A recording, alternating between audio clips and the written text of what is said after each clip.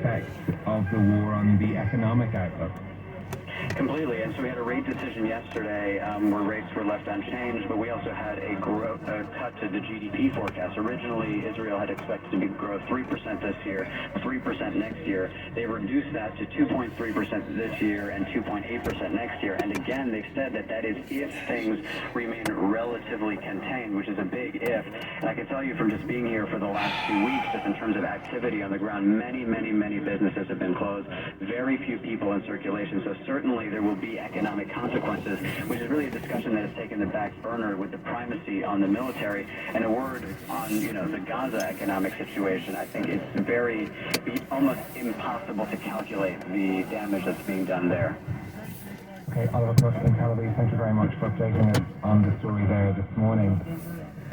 Well, now turning to other news, Bloomberg has published its list of 25 British startups to watch, ranging from the digital bank Monzo to a wearable brain scanner maker. They can take time at Bloomberg Technology Summit taking place in London today. Amy Thompson, who leads our senior technology reporters in London, joins us now for more. Amy, talk us through how you managed to devise this list. What were the key factors that made a startup stand out for you? Hey, morning. Yeah, so we are looking at companies who are doing something genuinely innovative, companies from all over the UK. The diversity of where they were coming from and the founder's background and the sorts of things that they were working on was really important. And we were looking for companies that could really show us that they had gained some traction with customers or investors. And when we put the call out back in the summer, I wasn't confident necessarily that we were going to get this, because it was such a grim period for the tech industry globally. That was back when we were seeing sort of all the job cuts and the big tech companies, companies that were able to raise money were doing down rounds. But we were really pleasantly surprised. We got more than 1,500 applications in the end, and a lot of them were really impressive. And look, there are some names in there people will know and some they don't. Yeah, exactly. So we've got some big brands like Monzo, we've got some high street brands like LG, and then we've got a lot of really interesting, very sort of scientific companies, university spin-outs. You mentioned the wearable brain scanner, Circa Magnetics. We've got genomics. We've got a company that's making chips out of graphene, which is a really interesting sort of material science story. We've got Chemify, which is digitizing chemistry to do molecule discovery.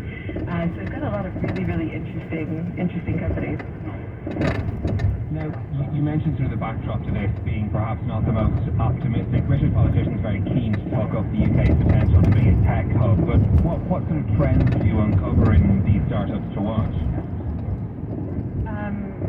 I think, like I said, we see a lot of strength out of the universities in the UK. We saw a lot of great ideas that came from labs in Cambridge and Oxford and Leicester and Nottingham. So it seems like one of the big stories out of this is that the universities in the UK are really great incubators for some interesting companies. What about the challenges, Amy, that they face in fundraising, though? It's something we often hear about companies leaving the UK to go to, usually the US, to raise more money.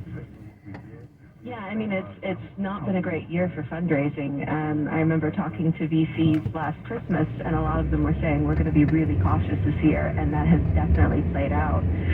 The last PitchBook report I saw said that funding was down something like 58% in the first half of the year.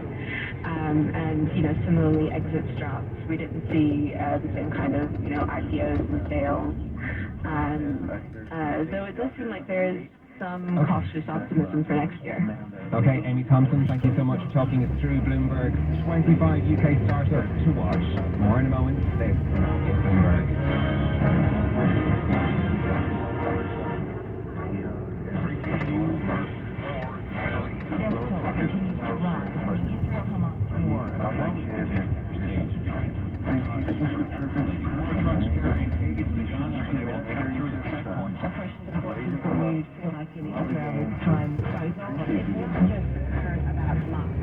Lebanese has a lot of north, and it's mostly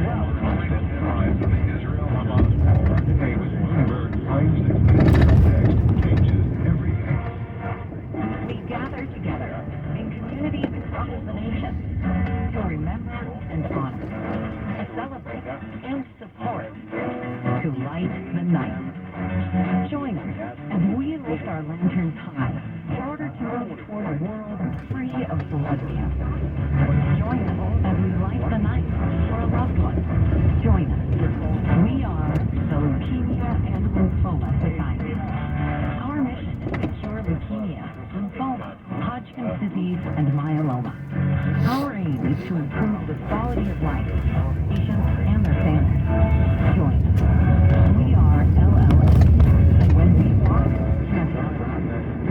Join your community and help bring life to the darkness of cancer. Join us as we light the night.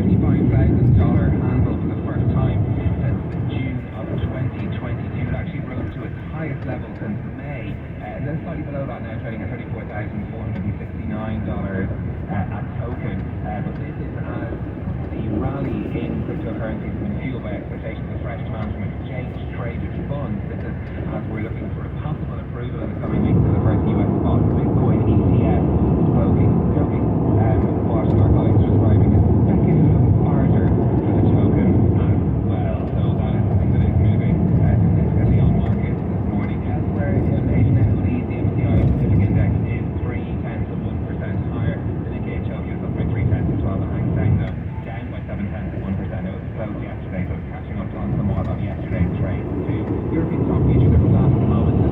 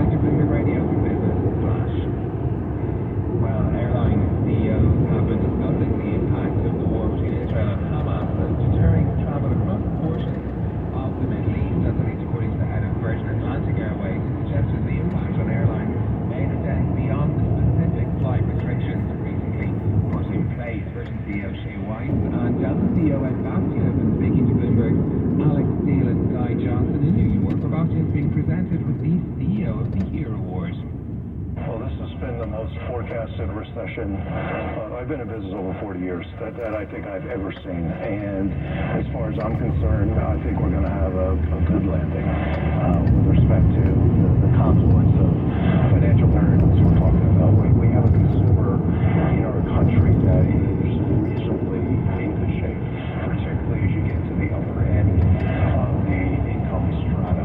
In our business specifically, air travel, 40% of our, 75% of our revenues come from the top 40% of consumers that have household earnings of $100,000 a year or greater. And at Delta, the numbers are arguably even higher. I'd suggest it's also higher in terms of the higher percent. That cohort, I just released this data just last week, coincidentally, but we've been counting this for some time, accumulated over $30 billion of net worth from real estate.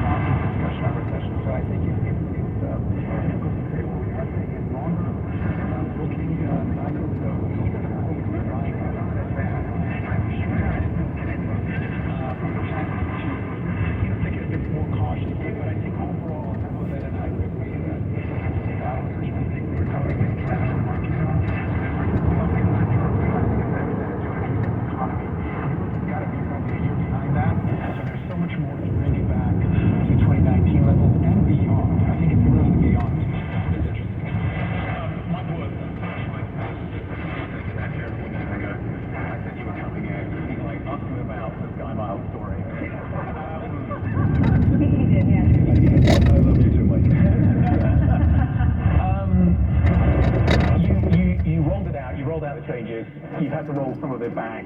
What kind of feedback are you getting now in terms of you've got really loyal customers? They were obviously had their noses out of joint a little bit. Do you think you've got the balance right now? You never get the balance right in aggregate when you got so many different people with an opinion. The two things that we saw were major. First of all, we made changes because, as you notice, there is a lot of demand for our premium product, our premium services, your clubs, our double one product, the telephone lines, etc. We needed to rebalance because we had more premium customers than ever, and we're investing in premium assets. We just can't continue to keep up with the demand set that we have. Any individual looks at that as to how it's going to affect them, him or her, and so you're going to get a lot of opinions. There were some things that we did that I thought were maybe too aggressive and trying to get to that equilibrium quickly. And so we pulled back and we said we got to put this at a much measured pace of understanding as we build new premium clubs, new premium assets to allow the demand set to be satisfied.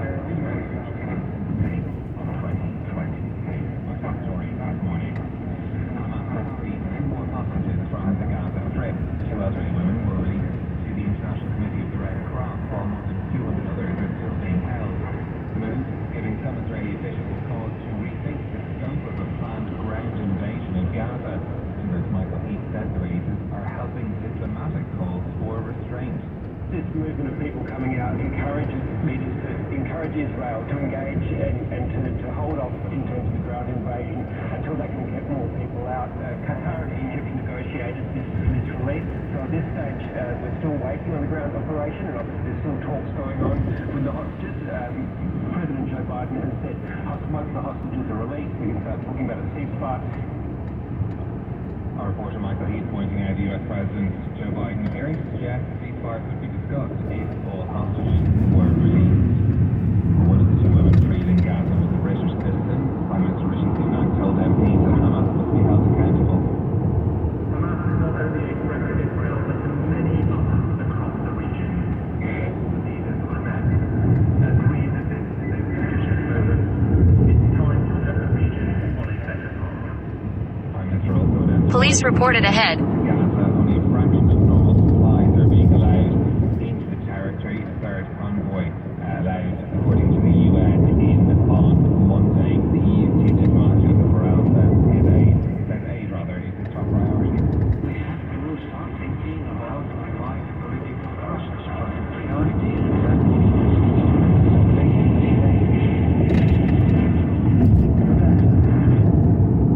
Borrell, the EU High Representative on Foreign Affairs, joining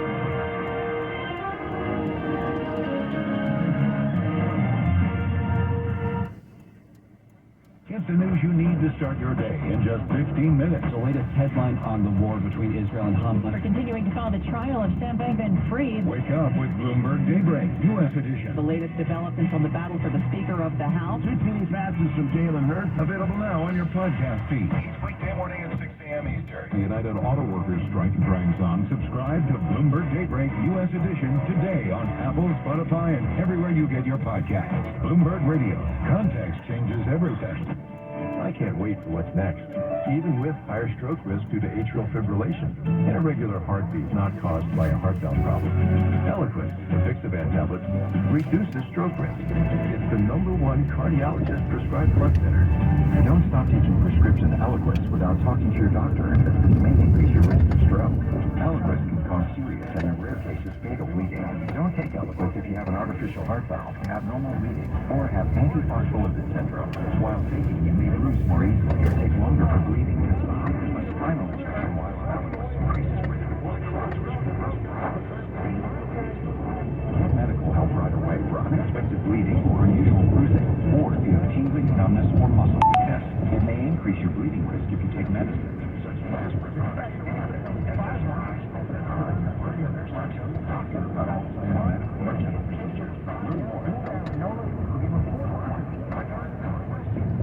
On October 24th, join top technology leaders, business executives, innovators, and entrepreneurs in London for the Bloomberg Technology Summit.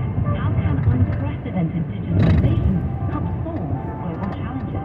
Speakers from GraphCore, Siemens, Deliveroo, and Napa Voyage will explore the rapid advance of AI and green technology and delve into the escalation of cyber warfare and more. Learn more at BloombergLive.com/TechSummit 2023. Cooperman presents Tax Chat with Wayne Berkowitz, partner at Cooperman. What could be worse than being a resident in a high-tax state? Being a dual resident in two high-tax states. For example, to work and have a home in another, and you only occupy on occasion, you may be considered a resident in multiple states. Having a place of abode in another jurisdiction may result in you being taxed twice. At Cooperman, we help clients develop a plan to avoid the common residency trap and minimize their state tax liability. For more tax chats from Cooperman, visit CitronCooperman.com. That's CITRIN Cooperman.com. They focus on what counts by providing critical industry insights and professional services to clients for over 40 years.